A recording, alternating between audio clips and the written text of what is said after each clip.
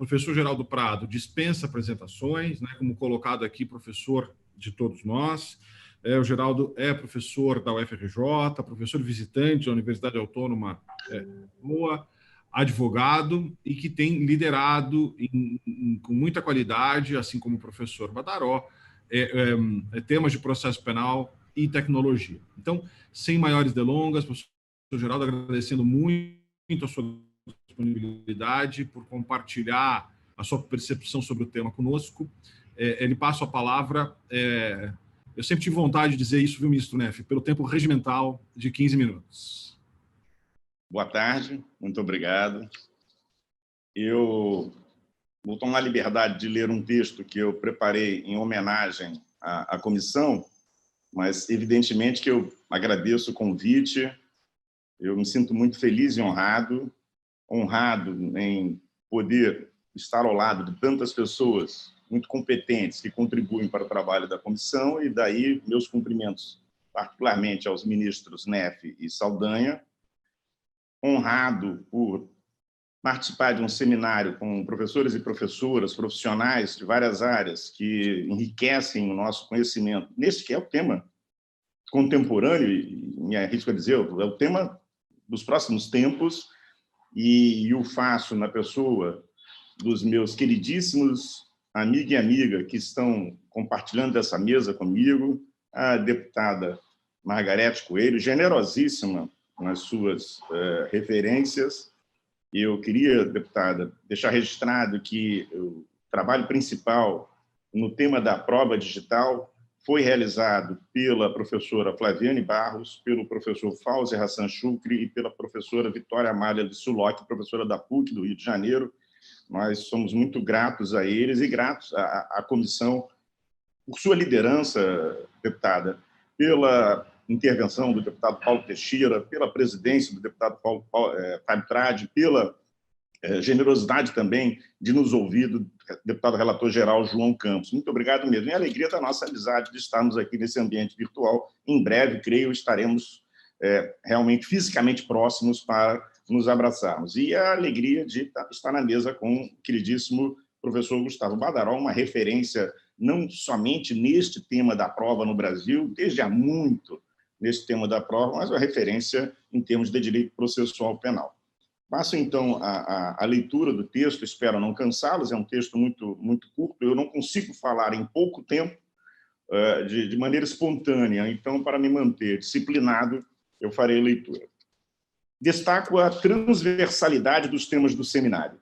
É inevitável que os assuntos conversem entre si, ainda que sob diferentes perspectivas. Na sociedade da informação digital, as fronteiras disciplinares perdem sentido. O isolamento conceitual prejudica severamente os campos do saber jurídico, tradicionalmente dedicados a investigar recortes mais estreitos das respectivas matérias. O olhar do teórico deve pousar na realidade e se combinar com o poder da imaginação, como disse ao final o professor Gustavo Badaró, poder da imaginação que também é essencial em virtude do reconhecimento do caráter complexo e dinâmico da realidade. Neste contexto, compreende-se perfeitamente que Max Tegmark, Katia De Vries, no seu Privacy, Due Process and the Computational Turn, e o nosso querido Alessandro Candeias, no Híbris, recorram a distopias para tratar de singularidades. A redefinição dos limites da disciplina processo penal compreende ao menos 3 aspectos que merecem ser avaliados em conjunto com os temas estruturantes tradicionais. O primeiro deles, não apenas em função da possibilidade de aplicação da inteligência artificial em termos de preditividade, mas pela admissão de que, por exemplo, o policiamento preditivo avança sobre técnicas de investigação. A feição preventiva tradicional das nossas medidas cautelares processuais penais, ela é modificada para dar lugar a um modelo de preventividade da prática de delitos, confundindo técnicas e objetivos que podem levar ao processo penal à encruzilhada entre método de hipervigilância e técnica de garantia da liberdade. O que foi mencionado pelo professor Gustavo Badaró, logo no início da sua exposição, a respeito desse necessário corte entre as funções de segurança pública e do processo penal como método de investigação de um fato e definição da responsabilidade penal. O ideal seria termos esse recorte. O ideal seria separar essas questões. Mas quando olhamos, por exemplo, para a própria situação europeia, que nos inspira bastante, o tema do terrorismo ele aparece ali como um assunto criminal que requisita uma intervenção, não apenas na investigação dos atos de terrorismo praticados, mas na prevenção dos próprios atos de terrorismo. E se torna muito difícil enxergar nos estatutos normativos da Europa, dos Estados Unidos, da Austrália, do Reino Unido, se torna muito difícil enxergar uma fronteira entre atividades preventivas e atividades de apuração da infração penal. Se isso é real, e na minha opinião com a introdução de técnicas de preventividade material, prevenção da prática de delitos, no campo do processo penal, abro um parênteses dentro dessa fala para dizer que já temos isso como um dos requisitos da prisão preventiva, no prognóstico de prática futura de crime, a prisão preventiva para evitar que crimes sejam praticados, então não há novidade alguma no que eu estou dizendo, mas nesse campo específico do diálogo entre a sociedade informacional digital e esse setor que envolve segurança e processo penal,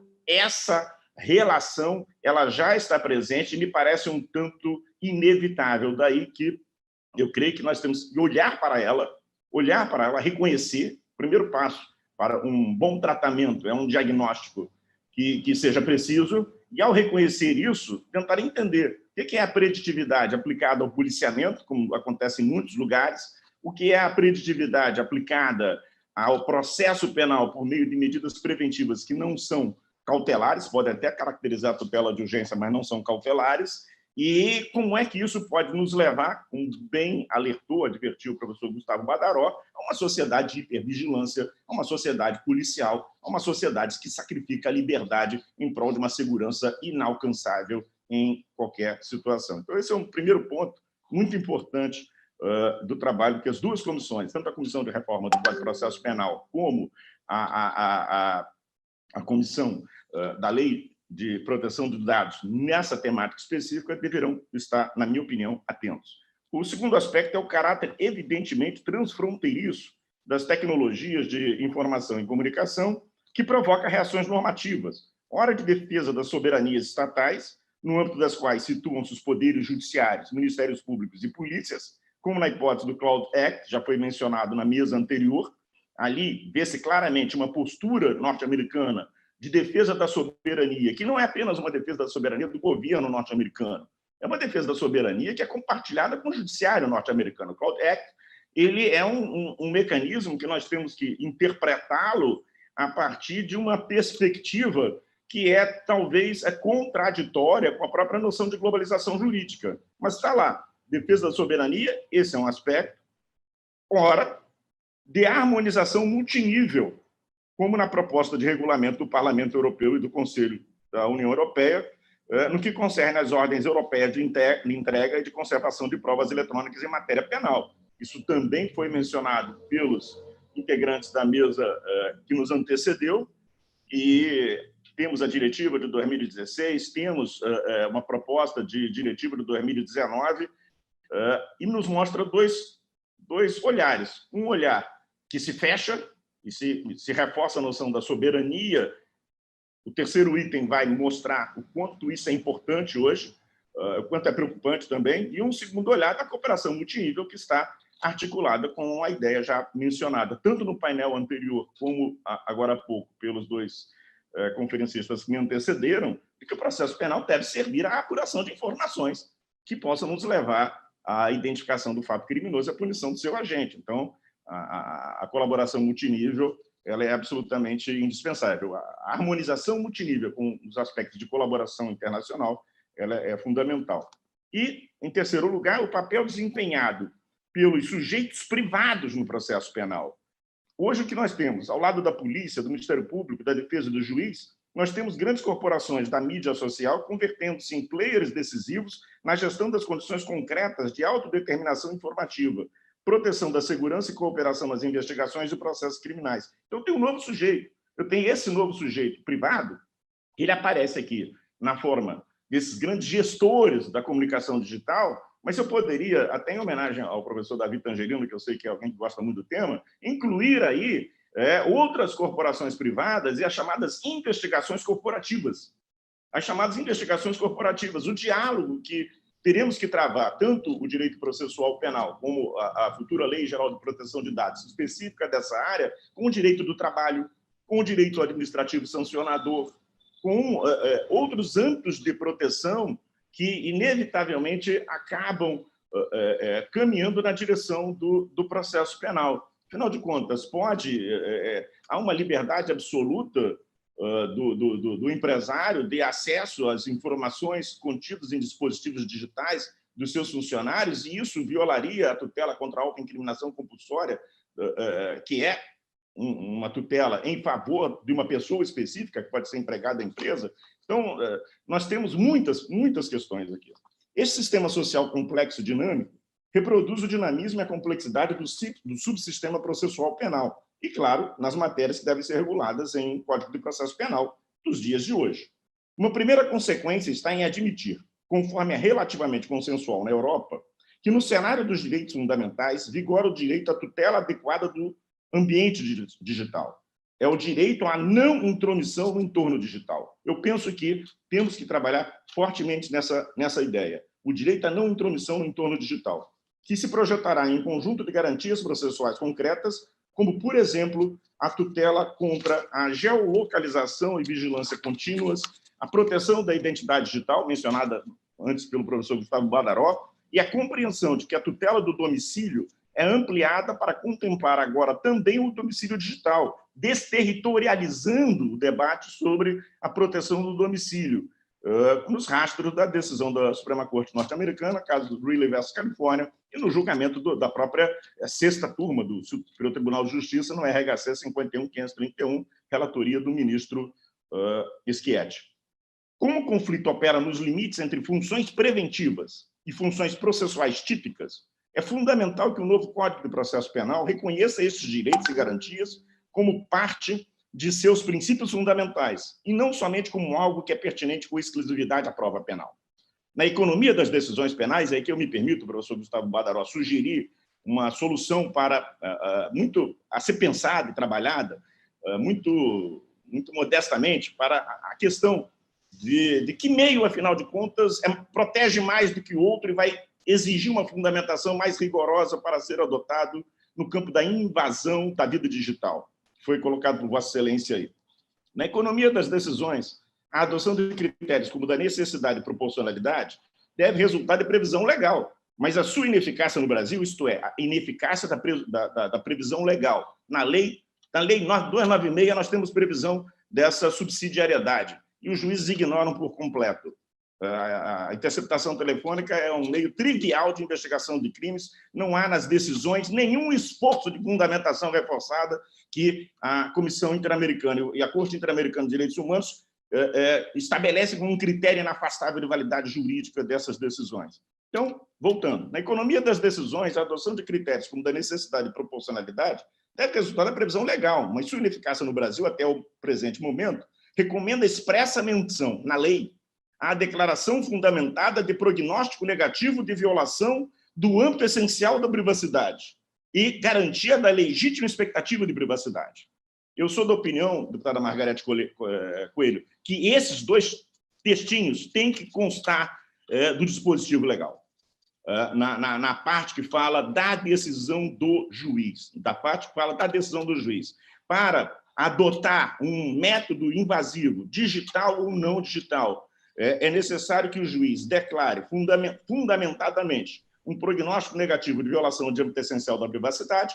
Vamos nessa concorrência aí que o professor Gustavo Badaró mencionou. Entre métodos, aquele que vai afetar, aquele que vai permitir que se chegue às raias de ouvir, filmar, registrar o suspeito com a sua mulher, a suspeita com o seu marido dentro do quarto, ele é muito mais invasivo que um outro que diga respeito à interceptação das comunicações telefônicas. Talvez não seja necessário, ou talvez não seja prudente estabelecer, método a método, qual é o mais invasivo, porque as circunstâncias concretas poderão nos mostrar que um é mais invasivo que o outro. O critério tem que ser esse. âmbito essencial da privacidade e garantia da legítima expectativa de privacidade.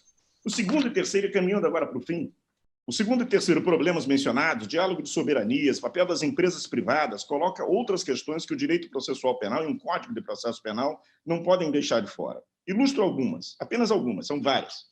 Na linguagem dominante, chama-se de externalização da investigação penal a prática de diligências de investigação eletrônica que estão na dependência de empresas privadas, quer no tocante à aquisição e preservação das informações, quer relativamente ao tratamento de dados. A fixação de parâmetros de externalização é necessária, por exemplo, para evitar absurdos como empresas privadas, e eu tenho visto isso, é impressionante, elas, hipoteticamente vítimas da prática de crime, substituem a perícia oficial das polícias de estados e, eventualmente, até da Polícia Federal, por trabalho próprio como base da materialidade para justa causa de processos criminais. E a alegação para isso, ela, em alguma medida, ela vem repudiada no projeto mencionado pela deputada Margarete Coelho, quando ela fala da exigência de rastreabilidade do emprego das tecnologias que analisam essas informações. Porque quando nós falamos em investigação criminal e análise de dados e prova digital, nós estamos inevitavelmente trabalhando com a ideia da inteligência artificial. Uma inteligência artificial que tem muitas características, e isso, para garantir paridade de armas, que também foi mencionado pela procuradora Maria Rosa na mesa anterior, tem que oferecer o mínimo de isenção na análise desses dados e a indicação da rastreabilidade deles. Não podemos, de maneira alguma, penso eu, transferir esta responsabilidade, que é de órgãos do Estado, para agentes privados. Eles não podem ditar o que é a verdade de um determinado caso. Eles não podem ditar o que é verdade. Podem contribuir para a produção dessa verdade, mas não podem ditar essa verdade. De nada adianta, e caminhando realmente para o fim, são os dois últimos parágrafos, de nada adianta um rigoroso modelo legal de cadeia de custódia da prova digital se a premissa é de que o domínio do conhecimento dos conteúdos e informações probatórias é privilégio dos iniciados. É privilégio dos iniciados. Então, isso, na minha opinião, pelo menos, muito modestamente, implica numa necessidade de repensar as perícias informáticas no Brasil. No projeto, já temos regras muito claras. No projeto, na proposta oferecida e encampada pela deputada Margarete Coelho, pelo deputado Paulo Teixeira, já tem ali, não se pode cumprir uma busca e apreensão digital que não seja acompanhado de um perito. E o laudo pericial, o laudo de apreensão, tem que nos indicar todos os protocolos das ações que foram realizadas ali para permitir o caminho de volta, para que possamos ter segurança de que não houve modificação. O princípio da paridade de armas na esfera digital, eu destacaria isso, o princípio da paridade de armas na esfera digital deve ser redesenhado, assim como a própria estrutura do procedimento de persecução criminal, para cuidar do juízo de admissibilidade da prova como questão necessariamente prévia e inconfundível com a valoração da prova. Nós sabemos que vai ter produção de prova em processo, etc., mas as provas que serão produzidas na instrução probatória, elas são requeridas em algum momento e são indicadas ou indiciadas em algum momento anterior. E é nesse momento anterior, daí, mais uma vez, a necessidade de lutarmos para restabelecer o juiz de garantias aprovado no pacote anticrime, é nesse momento anterior em que o filtro pode ser feito com alguma eficiência e não vamos ficar nas mãos das chamadas fake news processuais penais. Ficar na mão de uma verdade irreal, de uma verdade mentirosa, que, como toda verdade, meia-verdade, como toda meia-verdade, é meia mentira também. Então, em linhas gerais, Davi, queridíssimo professor Davi Tangerino, são essas algumas considerações que eu queria trazer, agradecendo a honra, o prazer, a alegria de estar nesse encontro com tanta gente competente que admiro. Muito obrigado também, presidente Rodrigo Maia.